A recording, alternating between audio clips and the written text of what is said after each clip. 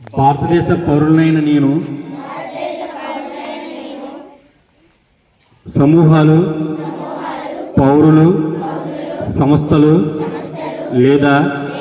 పౌర సంస్థల మధ్య ప్రతి వివాద శాంతియుత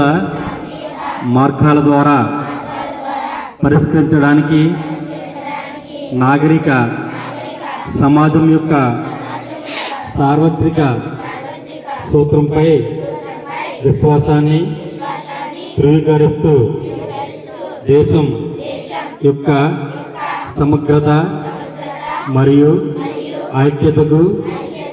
పెరుగుతున్న ప్రమాదం దృష్ట్యా భారతదేశంలో ఏ ప్రాంతంలో అయినా లేదా నా